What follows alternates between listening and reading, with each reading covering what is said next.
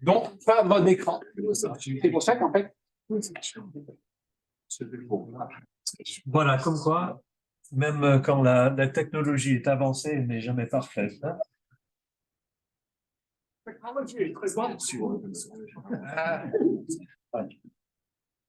Donc, je propose de vous parler cet après-midi sur le sujet quelles implications la résurrection du Christ a-t-elle pour notre rapport à la création. Je remarque simplement que à travers les interventions de Yannick, de Pierre Sauvan, de Saint aussi, il y a des accents différents, il y a peut-être quelques points qui vaudraient la peine de clarifier dans les discussions, mais avec quand même des points de convergence qui se disent de façon parfois un peu différente. Ce serait une banalité de dire que les questions écologiques occupent actuellement une place prépondérante dans la réflexion et les discussions de ces dernières années. Cela est vrai à l'extérieur de l'Église, bien sûr, comme l'écrivait Jean Baster en 2005 déjà.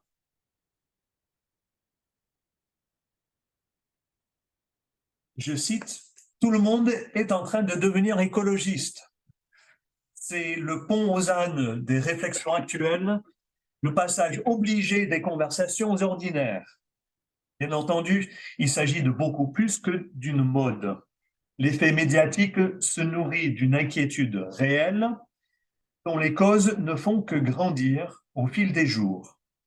On ne prendra jamais assez au sérieux les ravages de plus en plus irréparables que l'économie financière de marché et la société de consommation sans frein infligent à la planète.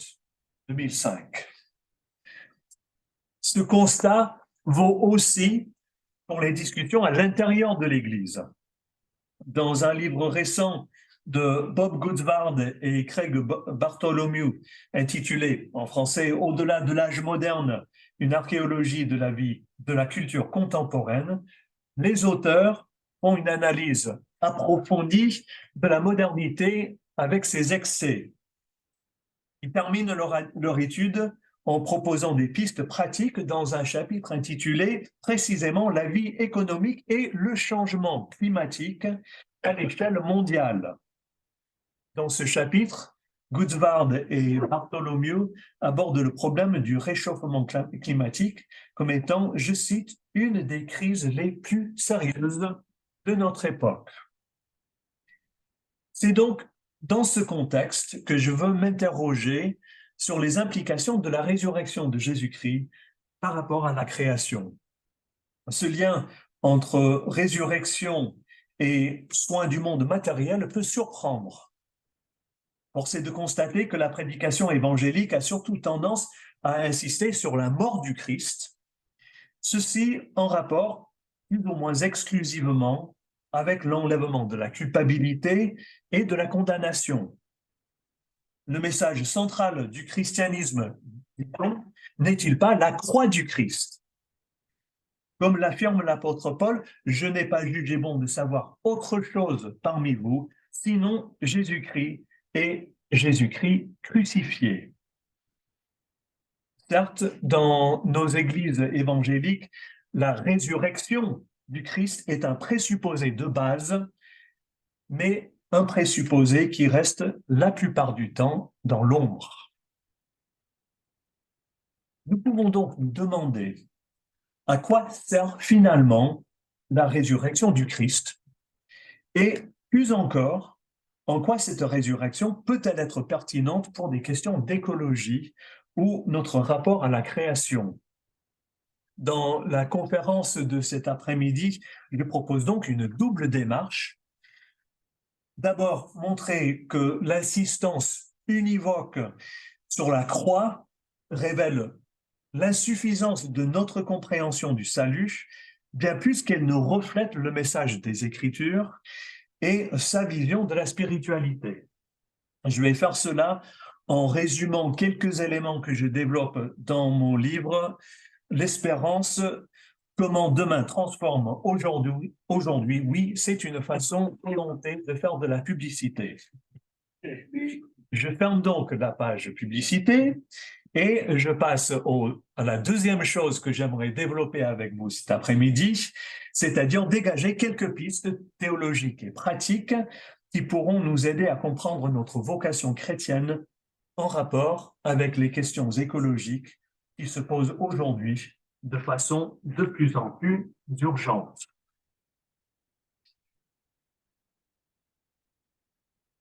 Premièrement, la résurrection du Christ, que dit le Nouveau Testament?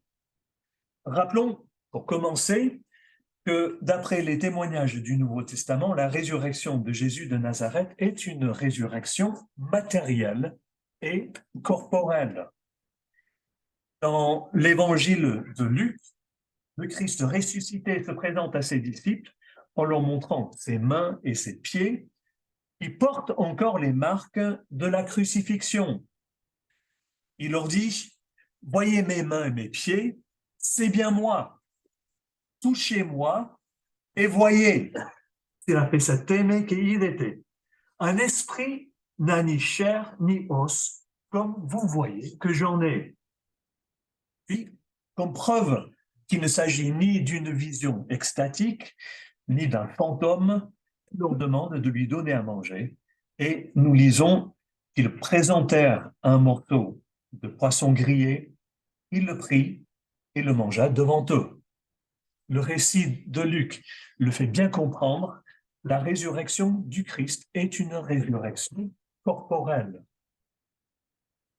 L'évangile de Jean va dans le même sens.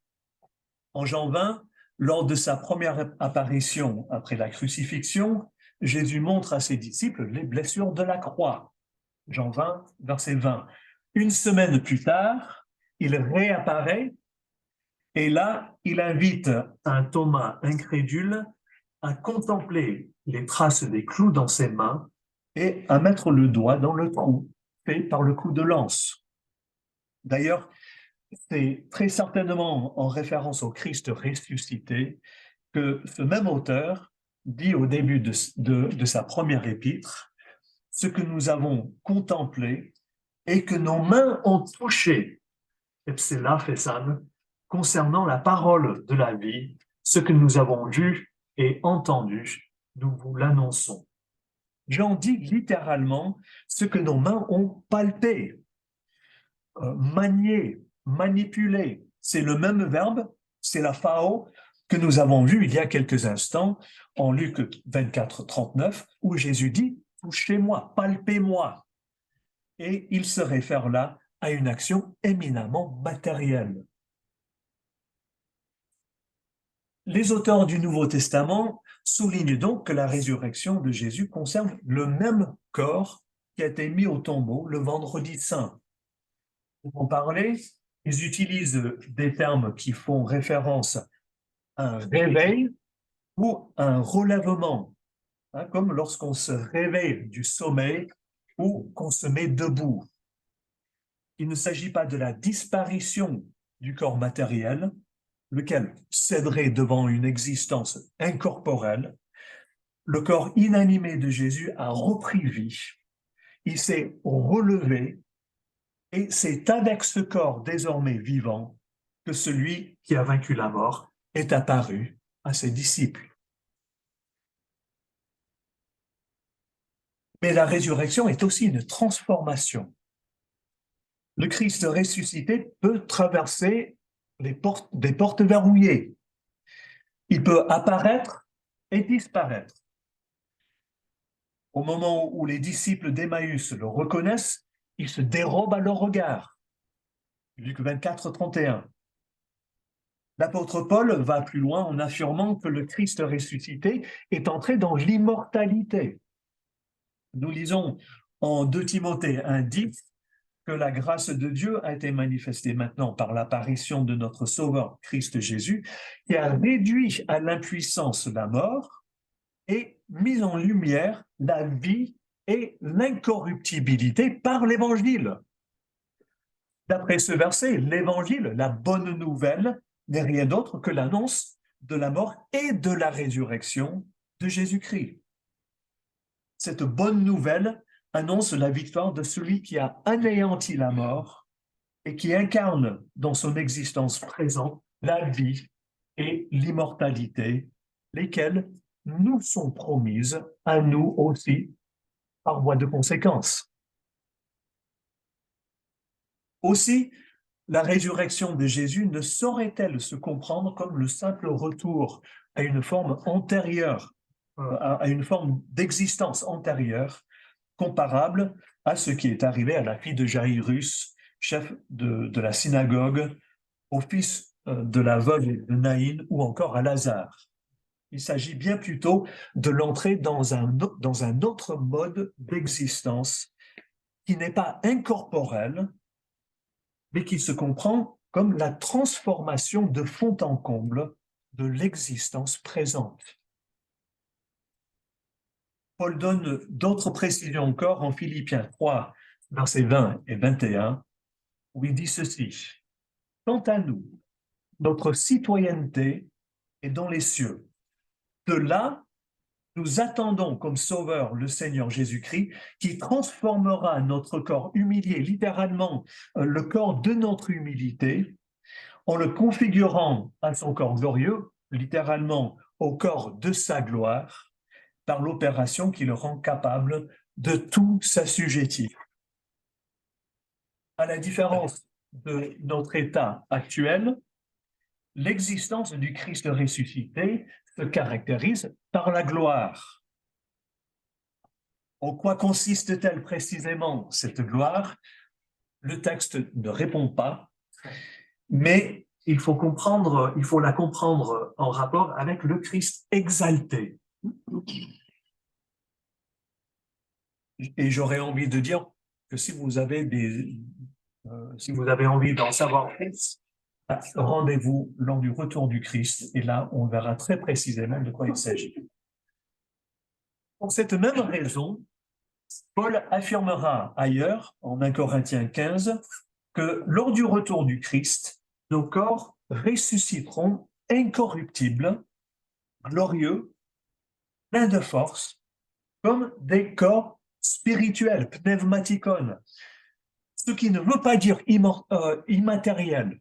Un corps spirituel n'est pas un corps immatériel, c'est un corps parfaitement adapté à la conduite de l'Esprit de Dieu.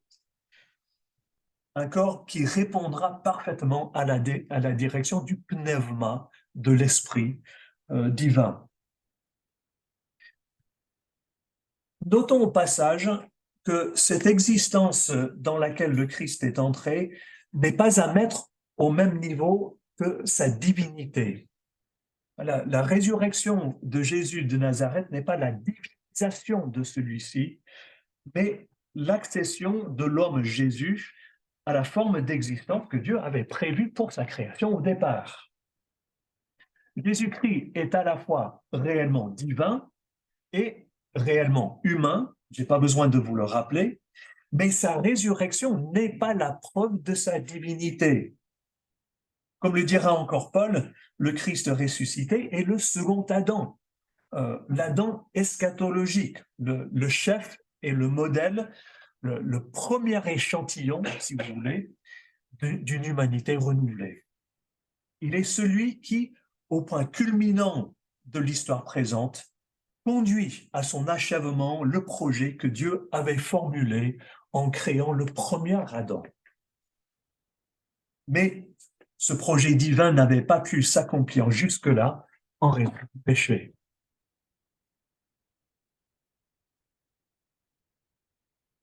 Deuxièmement, la résurrection de Jésus-Christ a bien entendu des implications pour l'espérance chrétienne. Paul affirme que ce qui nous est réservé n'est pas une existence incorporelle, mais une vie de résurrection. De fait, Paul, suivant cela, les autres auteurs bibliques ne parlent quasiment jamais d'une existence au ciel. Dans les quelques passages où il le fait, c'est pour évoquer l'existence intermédiaire durant la période qui sépare notre mort du retour du Christ. Mais l'espérance chrétienne concerne non le ciel, mais la résurrection de nos corps. Cet enseignement a des implications pour l'avenir de la création. Notre monde matériel doit se comprendre en analogie avec la résurrection du Christ et l'espérance de notre résurrection. En relevant Jésus d'entre les morts, Dieu révèle son attachement au monde matériel. Contrairement au platonisme où le corps est une prison dont il faut être libéré, la résurrection montre que la matière est positive et que Dieu veut la racheter puisqu'il en est le créateur. D'après Romains 8, la création partagera la même destinée que les humains que Christ est venu sauver.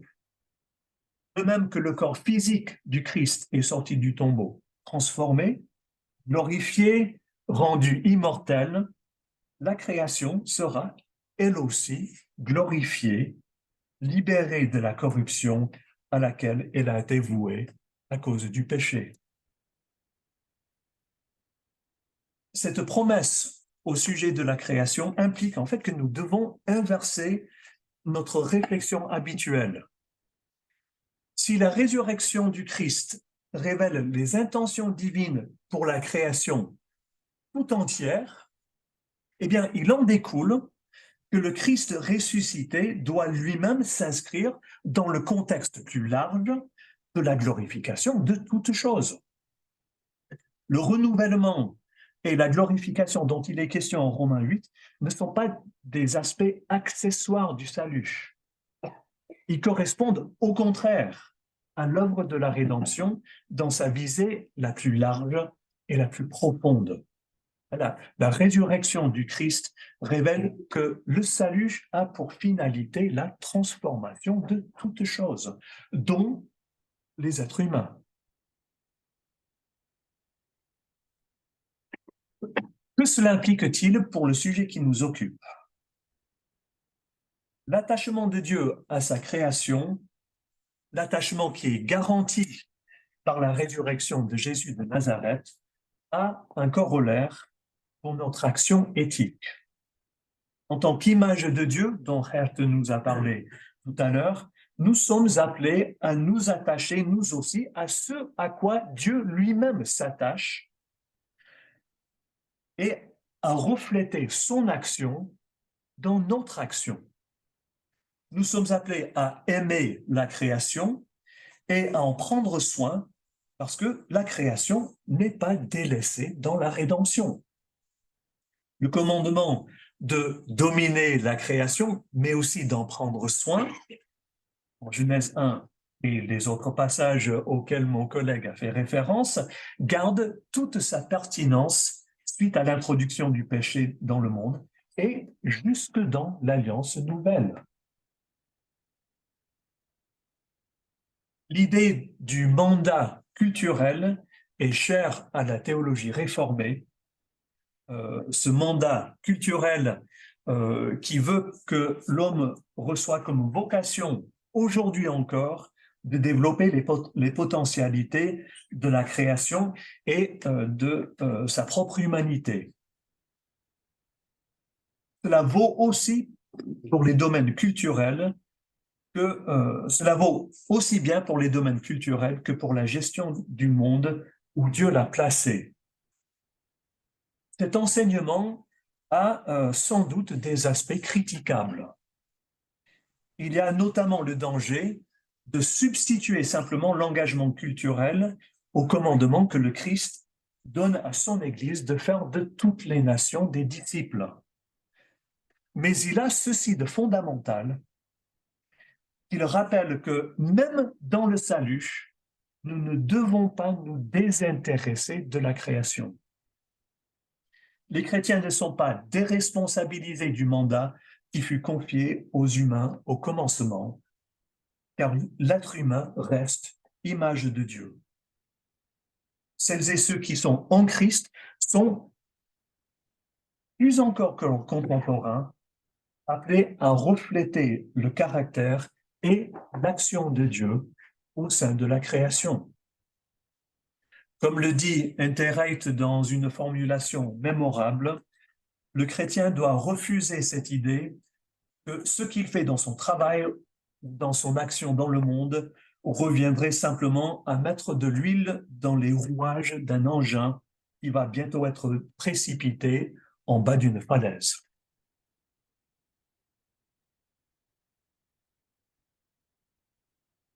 Troisièmement, cela étant dit, la résurrection du Christ impose aussi des limites à notre engagement vers la création. La résurrection signale le passage de notre réalité présente, marquée par la corruption, à l'état eschatologique final, caractérisé par l'incorruptibilité. Aussi, ce que nous faisons dans l'histoire actuelle anticipe et ne fait qu'anticiper sur cette réalité ultime.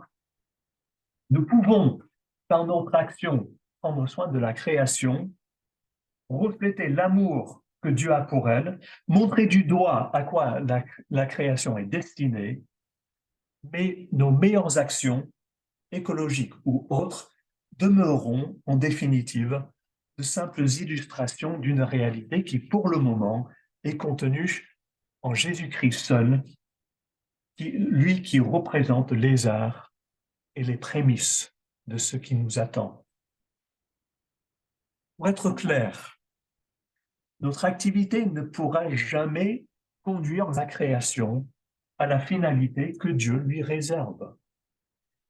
Il s'agit d'en prendre soin, mais ce soin ne dépassera jamais la situation provisoire que nous connaissons actuellement.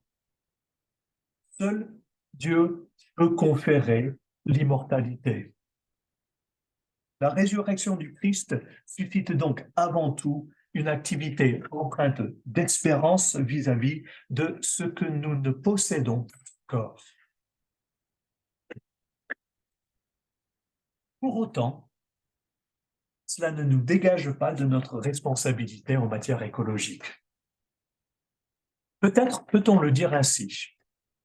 Notre positionnement vis-à-vis de la création doit ressembler à nos réflexes vis-à-vis des soins physiques apportés à la personne humaine.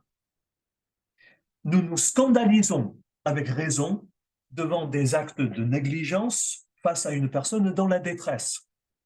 À l'inverse, nous nous réjouissons des avancées dans le traitement du cancer, des maladies mortelles, des problèmes cardiaques et ainsi de suite. Nous nous montrons prêts à soutenir des efforts comme le Téléthon ou autres. Confronté à un problème de santé grave, une personne qui subit une crise cardiaque ou un AVC, nous faisons tous nos efforts pour que cette personne bénéficie des meilleurs soins possibles. Et nous ressentons instinctivement qu'adopter une attitude blasée, du genre « de toute façon, cette personne devra bien mourir un jour », serait inacceptable, voire inhumain. Or, est-ce différent de notre positionnement vis-à-vis de la création et plus précisément face au bouleversement climatique qui, selon la majorité écrasante des scientifiques, sont directement imputables à l'action humaine. Certes, nos meilleurs efforts ne pourront jamais faire venir le royaume éternel. Mais face aux crises ou aux abus que nous constatons, agir face aux crises ou aux abus que nous constatons est en analogie, pour le moins, aux soins que nous cherchons à apporter à ceux qui souffrent autour de nous.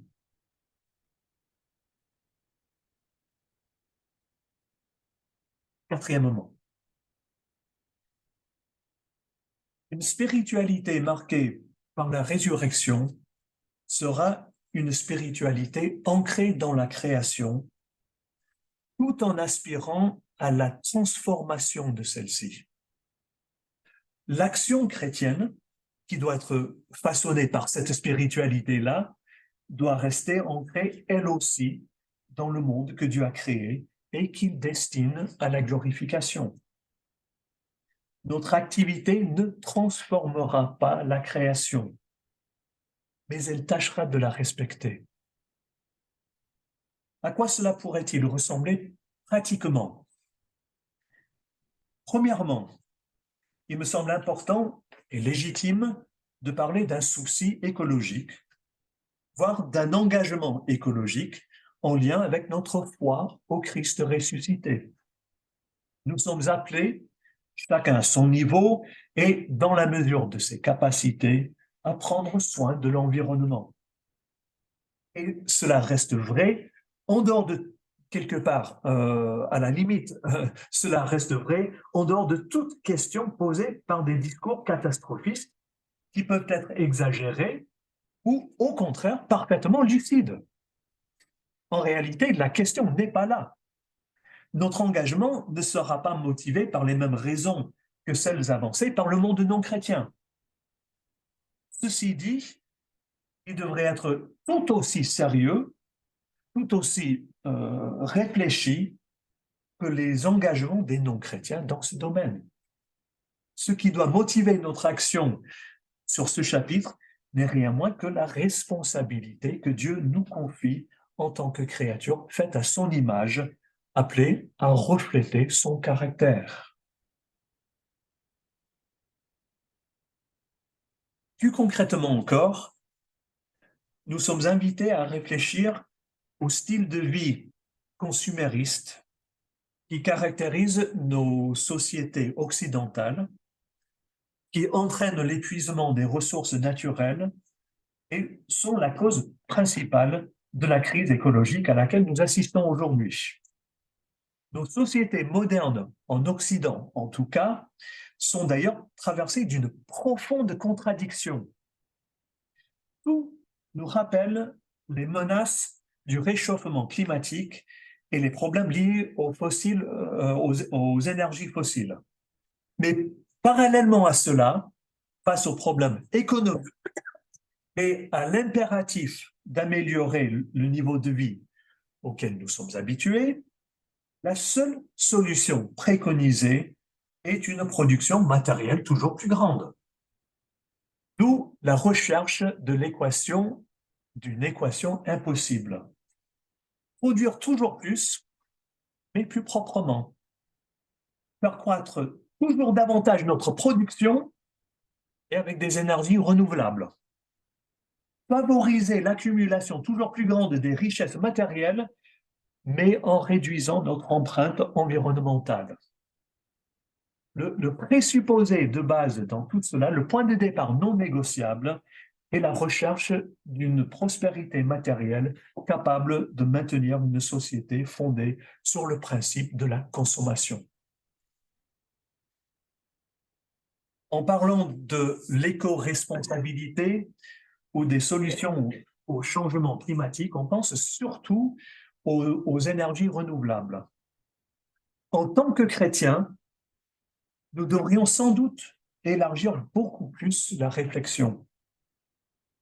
Prenons à titre d'exemple le besoin affiché pour que chacun possède sa propre maison. L'impératif d'être propriétaire, ce qui va de pair dans les esprits avec l'acquisition d'une construction neuve, est bon pour l'économie, puisque cela fait vivre le secteur du bâtiment. Et l'on peut se donner bonne conscience dans ce domaine en se disant que les constructions neuves sont plus respectueuses de l'environnement. Alors, je vous dis tout de suite que si je voulais acheter du neuf, je ne pourrais pas. C'est formidable, mais c'est pas pour mon budget. Hein. Mais puisque la France est le deuxième producteur de béton prêt à l'emploi en Europe, produisant 40,4 millions de mètres cubes en 2019, c'est au prix de la multiplication des carrières à ciel ouvert qui défigurent durablement le paysage. Sans d'ailleurs qu'il y ait le souci de restituer la beauté des endroits ravagés. C'est un exemple. Mais réfléchir sur le soin de la création impliquerait idéalement non seulement une réflexion sur les énergies fossiles, mais une réorganisation de la société tout entière. Cela pourrait commencer par remettre en question l'exigence d'un confort toujours plus grand, ou l'exigence du neuf est favorisée. Par exemple, la réutilisation de bâtiments déjà anciens et le redéploiement de la construction vers la rénovation. Entre parenthèses, je ne cesse de m'étonner en allant d'Aix jusqu'à Velot, où nous vivons actuellement, en passant par Vintabrin, où depuis quelques années, les logements et les lotissements poussent comme des champignons. À tel point que en 5 ans, je ne reconnais presque plus la route par où je passe. Et d'ailleurs, je passe de moins en moins par là parce que ça me désole. Donc, un contraste entre ça et le village où nous vivons, où une bonne partie des maisons anciennes tombent en ruine, sont abandonnées parce que on veut du neuf et parce que ça coûte moins cher, dit-on. Voilà.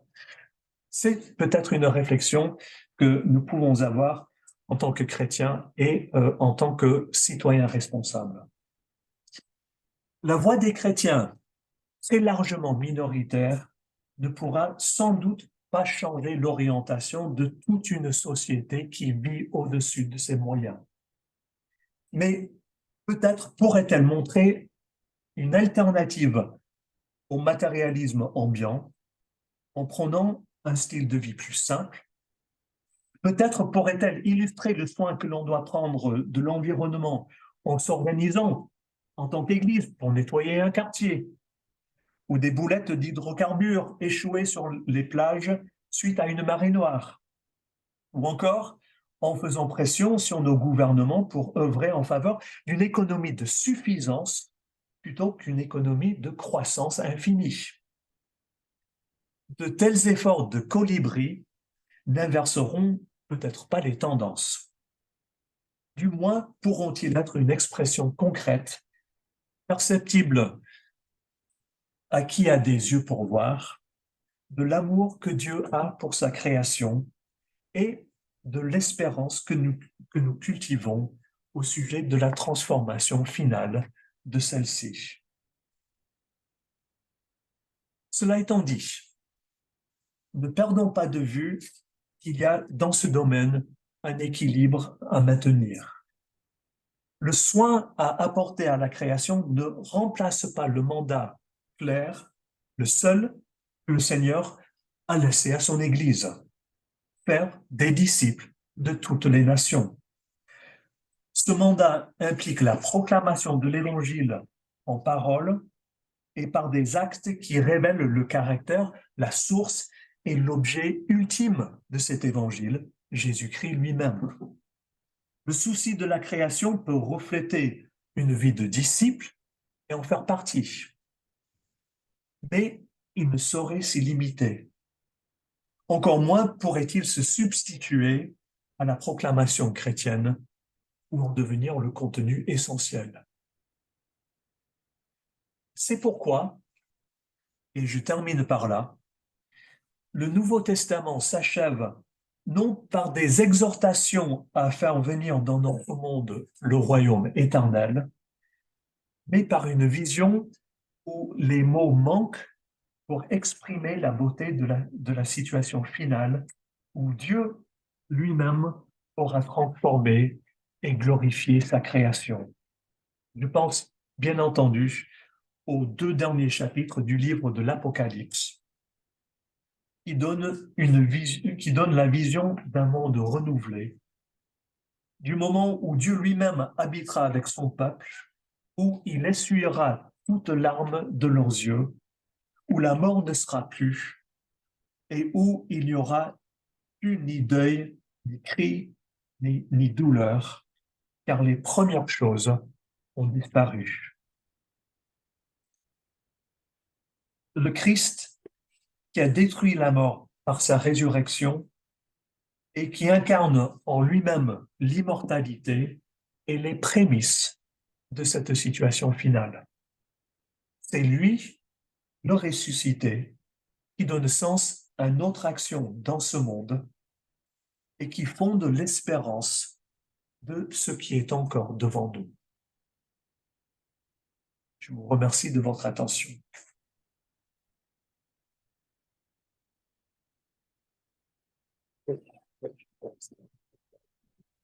Merci Donald.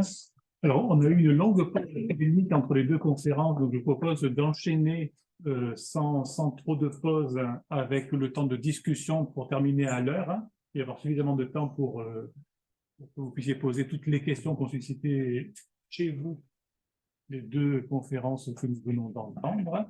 Donc, arrête, si tu pouvais nous rejoindre, c'est que Donald va lancer sans plus attendre le temps de discussion.